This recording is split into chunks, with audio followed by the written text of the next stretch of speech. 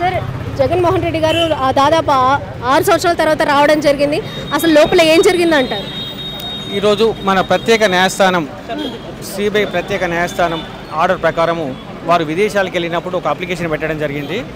విదేశాలకు వెళ్ళేటప్పుడు అనుమతి కోసము ఆ అనుమతిస్తూ కోర్టు విదేశాల నుండి తిరిగి వచ్చిన తర్వాత కోర్టులో ప్రత్యేకంగా హాజరు కమ్మని చెప్పేసి ఆర్డర్ ఇచ్చారు.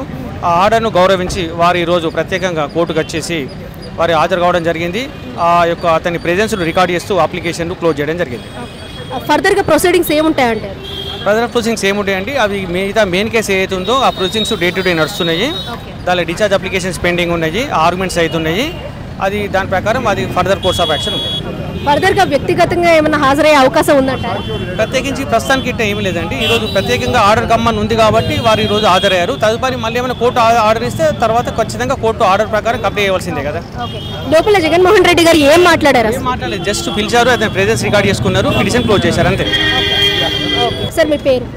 రంగప్రసాద్ అడ్వకేట్. జగన్మోహన్ రెడ్డి గారు లోపల హాజరవడం జరిగింది. అసలు లోపల ఏం జరిగింది? ఈరోజు ఏదైతే జగన్మోహన్ రెడ్డి గారు కోర్టుకు వ్యక్తిగతంగా హాజరు కావాలని చెప్పి కోర్టు ఆర్డర్ ఉందో ఆ ఆర్డర్ ప్రకారము అతను వ్యక్తిగతంగా ఆర్డర్ కావడం జరిగింది. 21వ తారీఖు వరకు కోర్టు సమయం ఇవ్వడం జరిగింది. కానీ ఈరోజు అతను వ్యక్తిగతంగా కోర్టుకు హాజరయ్యి కోర్టును గౌరవించి హాజరు కావడం జరిగింది. ఫర్దర్గా ఎలాంటి ప్రొసీడింగ్స్ ఉండే అవకాశం ఉంది? ఇది ప్రస్తుతం వచ్చేసి ఏంటంటే అతను ఏదైతే ఫారెన్ ట్రిప్కి వెళ్ళడం జరిగిందో దానికి సంబంధించి అతను ఆల్రెడీ వచ్చిన తర్వాత పాస్పోర్ట్ యాక్ట్ ప్రకారం కోర్టు ముందు అప్పీల్ కావాల్సి ఉంది. యాజ్ పర్ కోర్టు ఆర్డర్ ప్రకారం అతను అప్పీల్ కావడంలో కొంత డిలే జరిగింది. దాని కారణాలు చూపించడం జరిగింది.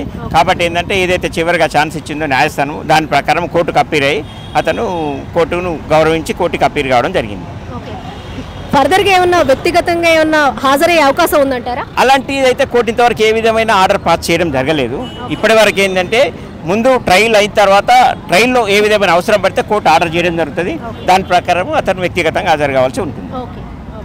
అంటే నెక్స్ట్ ఎప్పుడు హాజరు కావాల్సి ఉంది సార్? ఈ కేసు ఎప్పటి వరకు కొనసాగే అవకాశం ఉంది? ఇది మనము ఆల్రెడీ డిశ్చార్జ్ పిటిషన్ చాలా పెండింగ్ ఉన్నవి. దానికి సంబంధించి ఏంటంటే అవన్నీ కంప్లీట్ అయిన తర్వాత ట్రయల్ స్టార్ట్ అయినప్పుడు కోర్టే ఒక ఆర్డర్ పాస్ చేయడం జరుగుతుంది. దాని ప్రకారం కోర్టుకు అప్పీల్ కావాల్సి ఉంటుంది. లోపల జగన్మోహన్ రెడ్డి గారు అసలు ఏం మాట్లాడారు? అతనికి ఏమంటే కోర్టు న్యాయస్థానం అయితే ఒకసారి అడగడం జరిగింది, మీరు ఏమైనా చెప్పుకుంటారంటే ఆల్రెడీ అతను ఏం లేకుండా ఆల్రెడీ అడ్వకేట్ రిప్రజెంటేషన్ చేయడం జరిగింది. కాబట్టి ఆ విధంగా ఏంటంటే ఆర్డర్ ఏదైతే అతను కోర్టుకు అప్పీల్ కావాల్సిన పిటిషన్ ఏదైతే క్లోజ్ చేయడం జరిగింది.